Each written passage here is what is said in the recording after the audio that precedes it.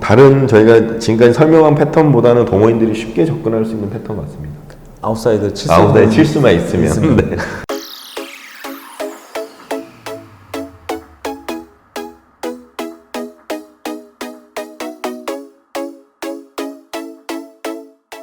네, 마찬가지로 2015년 ABF 아시아 챔피언십 대회에서 사용됐던 또 다른 패턴, 미디움 패턴이거든요. 네, 네. 네.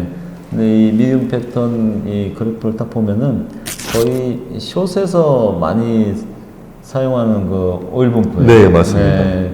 근데 피트수는 38피트지만 9피트입니다. 39피트지만 그러니까 그래프 모양을 보면 이제 거의 이제 숏에 가깝거든요. 그럼 이 지금 레인 상태에 보면 그 31 마이너스 하잖아요. 피트에서요. 그렇죠. 여기 이제 이 레시오 이제 비율을 보면은 네. 센터하고 미들하고는 거의 비슷한데 네. 거기 이제 미들하고 아웃사이드하고 거의 뭐 한 2.6 정도 네, 차이 날 네. 정도로 이제 거기서 이제 오일 고도가 좀 네, 차이가 네, 많이 네. 나거든요.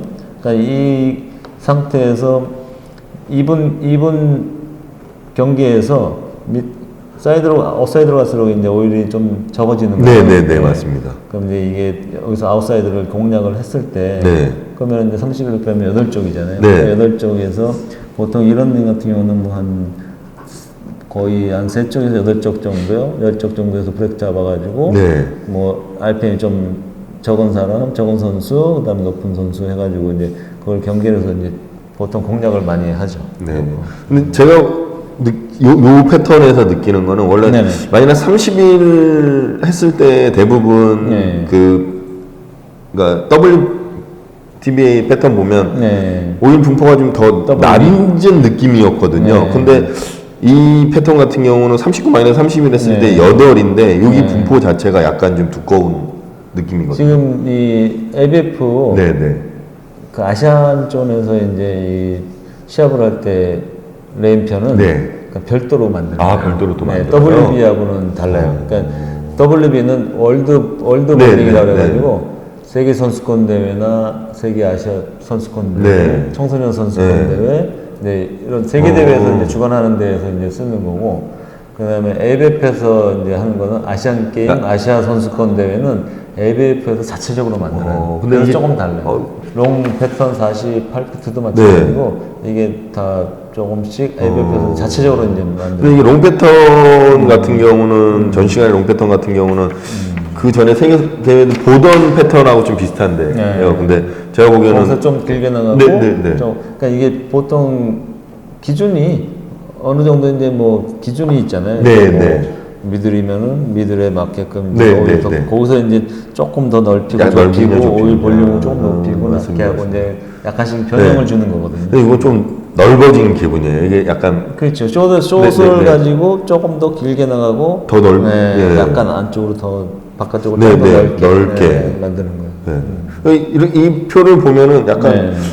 저희 KPBA 패턴 양상이 조금 있는 느낌이에요. 네. 왜냐면 이렇게 볼륨이 있고 좀 넓게 해서 바깥쪽에 떨어지는 느낌이 네. 좀 세게 네. 만들어진 느낌이거든요. 굴곡 차이가 있는 쪽수가 네. 하나, 둘, 한 4-5쪽 안에서 이렇게 굴곡이 팍 지는 거 보니까 스코어 많이 나온 네, 것 여기도 같습니다. 스코어가 아웃사이드 치는 사람들은 이런 좋아하죠. 네.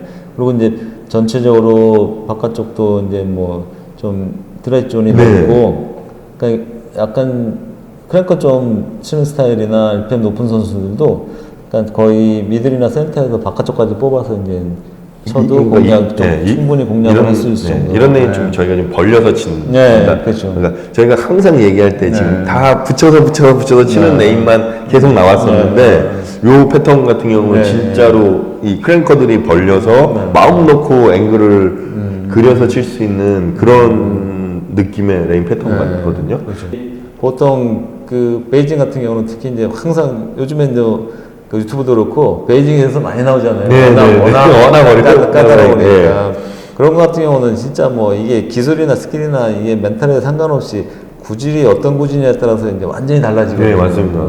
내가 지금 상태가 아무리 좋아도 내 구질을 가지고 그 레인의 상태에서 맞추기가 한계가 있는 거예요. 그렇고 그러니까 그거는 이제 뭐 보통 RPM 뭐 진짜 한 350 정도 그 정도에서 이제 정확도를 갖고 있으면은 제일 편하게 칠 수 있는 그런 상태가 되는 건데, 그러니까 이거 같은 경우는 이제 뭐 선수들이 그 대신에 이제 볼이 다양해지죠. 그렇죠. 치는 우레탄 볼들이 거의 이제 남자들은 네. 우레탄 가지고 이제 뭐 쓰게 되는 네. 거고, 여자 같은 경우는 이제 뭐 리액티브 우레탄 다 쓸 수 있는 거고, 그러니까 이게 이제 더 짧아지면서 더 좁아지면은 우레탄 아니면 조금 힘들 정도로 이제 변하게 되는 거죠. 동호인들이 이런 레인을 공략하는 상황이 되면 어떤 볼을 좀 추천해주고 싶은지 말씀 듣고 싶어요. 일단 라인을 무조건 아웃사이드를 쳐야 돼요. 예. 넘버도 딱 나와 있잖아요. 네. 3쪽부터 7쪽까지가 여기 이제 이게 기름 오일 양이거든요. 네. 가운데 이제 센터하고 비교를 했을 때, 네. 그러면 이제 이 미들하고 비교를 했을 때 12쪽부터 8쪽까지가 이제 센터하고 비교했을 때 1.1cm. 네. 그럼 12쪽부터 8쪽까지 8쪽 위에를 공략을 하면서 네. 보통 8쪽을 경계로 하면 제일 좋죠. 그러니까 네, 보통 RPM을 갖고 있는 네, 사람이면. 네. 그러니까 거기서 RPM이 좀 낮거나 좀 높으면 이제 거기서 이제 좌우로 이제 거기서 이제 이 출발하는 앵글이 네, 달라지는 거죠. 라인이.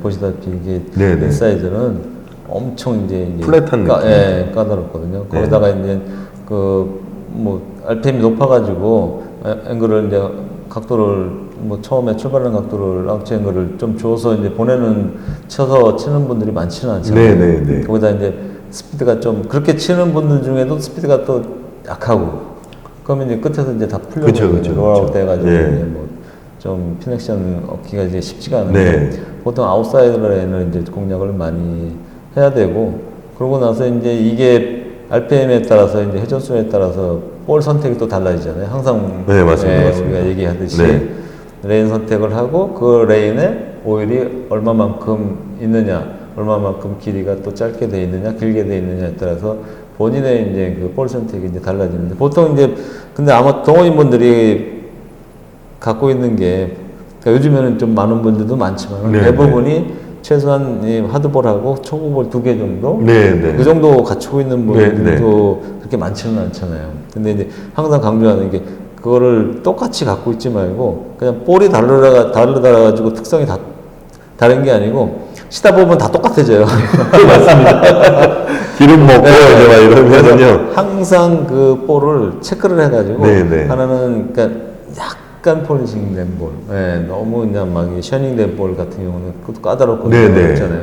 그러니까 약간 이제 뭐 좀 약간 광이 날 정도로 약간 폴리싱 된 볼 하나 하고 항상 샌드, 그걸 갖고 있으면은 그 어느 레인 컨디션이고 내가 그 세 가지만 갖고도 최소한 이제 뭐 완전 100% 매치는 못 시키더라도 그 어느 정도는 또 거기에 레인에 적응할 수 있게끔 매치를 시킬 수가 있거든요.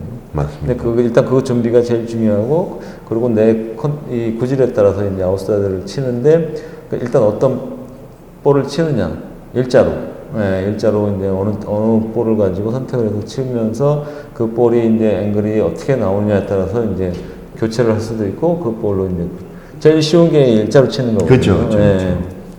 그러니까 그러면서 이제 거기서 볼을 가지고 선택을 해서 한 번씩 굴려보고 어느 게 앵글이 더 이제 포켓에 들어가기가 조금 더 편하게, 끝에서 너무 약하거나 너무 강하지 않은 상태에서 움직이는 거를 체크를 하고 그러면서 이제 스탠스를 이제 정하면은 충분히 이제 좋은 점수를 낼 수가 있죠. 다른 저희가 지금까지 설명한 패턴보다는 동호인들이 쉽게 접근할 수 있는 패턴 같습니다. 아웃사이드 칠 수만 있으면. 근데 인사이드에서 치면은 쉽진 않게 되겠죠. 그러니까 이게 이렇게 하고 설명을 하고 이런 또 이게 그 도표가 있어도 그래도 아웃사이드를 안 치고 인사이드 치는 분들이 있어요. 거기밖에 못 치시니까. 근데 자꾸 연습을 해봐야 돼요. 그렇죠. 이게 다양하게 연습을 해봐야 무조건 한번 연습을 해보라고 강조하고 싶어요. 저도 그 말에 동감.